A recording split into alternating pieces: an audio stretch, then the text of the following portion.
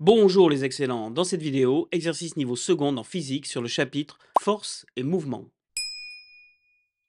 Allez, c'est parti.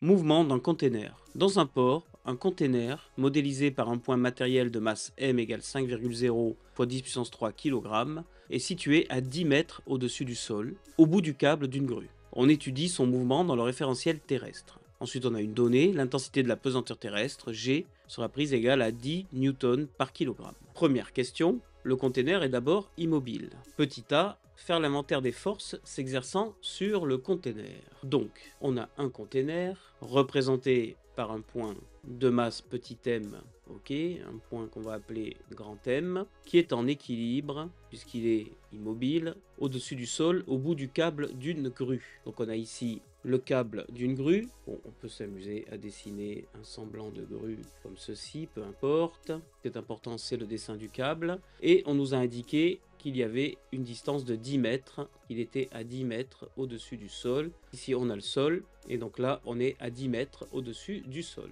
Très bien. Faire l'inventaire des forces s'exerçant sur le conteneur. Alors, l'inventaire des forces, donc toujours, quand vous faites l'inventaire des forces, vous devez réfléchir à deux types de forces. Les forces à distance, comme la gravitation, le champ de pesanteur, force électrique, électrostatique, etc. Et les forces de contact. Contact, c'est simple, il suffit de regarder avec quoi est en contact notre système. Donc le système, c'est le point matériel M. Donc déjà, les forces à distance, eh bien, on est sur Terre, donc on a la gravitation terrestre, c'est-à-dire la pesanteur qui s'exerce sur notre point. Donc on a le poids que l'on va noter P, d'intensité P égale mg. Ça, c'est une force à distance. Et puis après, avec quoi notre point est en contact? Alors, il est en contact avec l'air, qui exerce une poussée d'Archimède, mais enfin, la poussée d'Archimède exercée par l'air, on la néglige toujours, elle est beaucoup trop faible. Et ensuite, avec quoi il est en contact? Eh bien, il est en contact avec le fil, le câble. Le câble qui soutient le container. Et donc, notre système est soumis à une deuxième force, qu'on va appeler tension, tension T, du câble sur le container. Voilà. Question B. Donnez les caractéristiques du poids P du container, direction, sens et norme. Alors P, donc direction, sens, norme. Alors direction, bien sûr, verticale, c'est toujours comme ça. Sens, vers le bas, puisque c'est toujours le cas avec le poids. Et donc la norme, c'est M fois G, que l'on peut calculer. Donc la masse qu'on nous donnait, 5,0 fois 10 puissance 3 kg, fois l'intensité de la pesanteur, 10 newtons par kilogramme, c'est-à-dire ça nous donne 5,0 fois 10 puissance 4 newtons. On va pouvoir passer à la question 1C. Que peut-on dire des deux forces exercées sur le système? Alors là, évidemment, il faut appliquer une notion du cours. On est dans le cas où le container est immobile, et donc d'après le principe d'inertie, si le container est immobile, c'est que la somme des forces qui s'exercent sur ce container est nulle. Donc c'est ce qu'on va écrire, le container est immobile, donc d'après le principe d'inertie, le poids P plus la tension T du câble est égal à vecteur nul. Les forces se compensent. Question 1D. En déduire les directions, sens et normes de la force exercée par le câble sur le container. Donc, on parle de la tension, puisqu'on a deux forces qui s'annulent. La direction de la deuxième, c'est la direction de P, c'est-à-dire verticale. Le sens, eh bien, il est opposé à P, donc c'est-à-dire vers le haut. Et la norme, eh bien, c'est la même, égale à celle de P, c'est-à-dire, celle qu'on venait de calculer, 5,0 fois 10 puissance 4 newtons. On va pouvoir passer à la question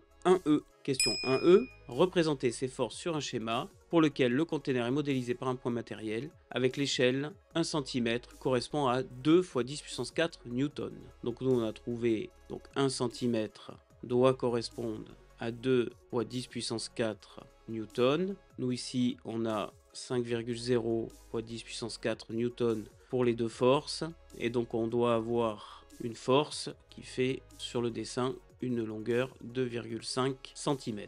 Alors on va représenter ça sur le dessin. Alors on prend une règle, et donc on a d'abord la force exercée par le câble sur le container. Donc j'ai bien pris une longueur de 2,5 cm. Et ensuite on va tracer le poids. Et donc voilà, 2,5 cm. On peut enlever la règle. Ici nous avons le poids. Donc ce qui est important sur le dessin, bien sûr, c'est de respecter l'échelle. Et puis c'est qu'on ait effectivement deux forces qui soient bien alignées, dont la somme fait bien un vecteur nul. Deux forces qui se compensent. On va pouvoir passer à la question 2. La grue descend ensuite le container verticalement avec une vitesse constante de valeur 1,0 mètre par seconde. Donc V égale 1,0 mètre par seconde. Et donc question 2A, que peut-on dire des deux forces exercées sur le système? Alors ici, on a une vitesse constante. Le container se déplace à vitesse constante.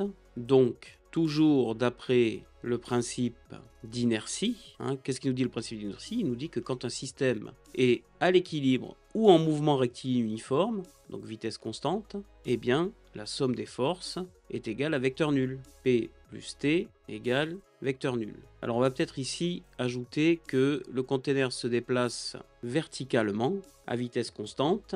Il est donc en mouvement rectiligne uniforme.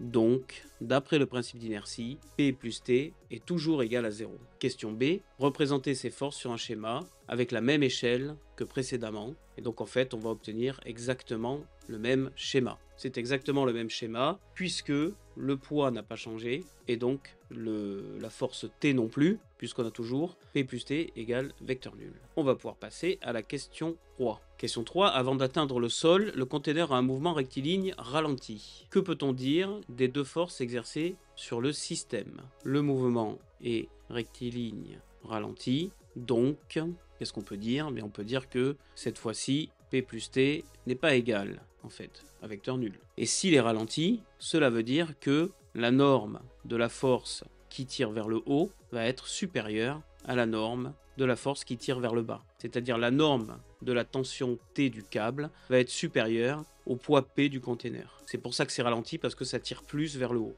Mais comme il était déjà en descente, cela ne fait que le ralentir, ça ne le fait pas remonter. On va pouvoir passer à la question 3B. Représenter ces forces sur un schéma, sans souci d'échelle, mais de manière cohérente avec les schémas précédents. Alors de manière cohérente, ça veut dire quoi? Ça veut dire que le poids, puisque c'est le même que dans les questions précédentes, on va le représenter à la même échelle, toujours 2,5 cm sur notre dessin, pour donner les 5 fois 10 puissance 4 newtons de la réalité. Et là où l'énoncé nous dit sans souci d'échelle, c'est pour la tension du câble. Pourquoi sans souci d'échelle? Parce qu'on ne connaît pas réellement la valeur de la tension du câble, mais on sait que la norme de la tension est supérieure à la norme du poids. Donc on doit faire une flèche plus grande. Ceci termine cette question et cet exercice. Puisque tu as aimé cette vidéo, je te mets ici la playlist correspondante et un lien vers une autre vidéo qui devrait t'intéresser. Pour te dépasser dans n'importe quelle matière scientifique, abonne-toi et prends un cours particulier à distance avec moi, tu vas exploser ta moyenne.